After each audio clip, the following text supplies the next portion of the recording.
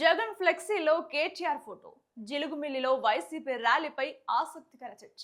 ఏలూరు జిల్లా జిలుగుమిల్లిలో డీఎస్సీ అవకతవకలకు వ్యతిరేకంగా వైసీపీ నాయకుడు తెల్లం బాలరాజు ఆధ్వర్యంలో ర్యాలీ నిర్వహించారు.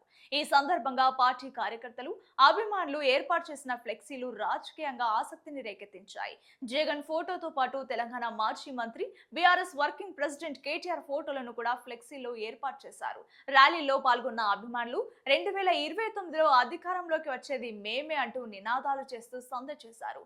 డీఎస్సీ నియామకాల్లో అవకతవకలు జరిగాయని ఆరోపిస్తూ ప్రభుత్వానికి వ్యతిరేకంగా నిరసన వ్యక్తం చేశారు. జగన్, కేటీఆర్ ఫోటోలతో కూడిన ఫ్లెక్సీలు కనిపించడంతో స్థానికంగా ఈ అంశంపై చర్చ మొదలైంది. ర్యాలీ సందర్భంగా వైసీపీ శ్రేణులు భారీగా పాల్గొని తమ నిరసనను వ్యక్తం చేశారు. అక్రమాలు జరిగినాయని డీఎస్సీ అభ్యర్థులతో పాటు విద్యార్థులు కూడా రోడ్డు మీద రావడమైంది. అయినా కానీ చంద్రబాబు నాయుడు గారికి, ఆయన పుత్రుడికి లోకేష్ కి అది కనపడటం లేదు.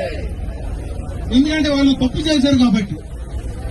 మనం డీఎస్సీ అభ్యర్థులు అడిగారు, ప్రశ్నించారు, డీఎస్సీలో ఫస్ట్ ర్యాంక్ వచ్చిన వాడికి ఎందుకు పోస్టింగ్ ఇవ్వలేదని.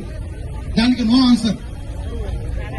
అదేవిధంగా డీఎస్సీ కన్వీనరు, ఎస్సీఆర్టీ కన్వీనరు ఒకరిని ఎందుకు పెట్టారు, దానికి సమాధానం లేదు. ఏ తప్పు జరగలేదంటావు కదా, సిబిఐ ఎందుకు ఎంక్వైరీ చేయబోమంటే దానికి సమాధానం లేదు.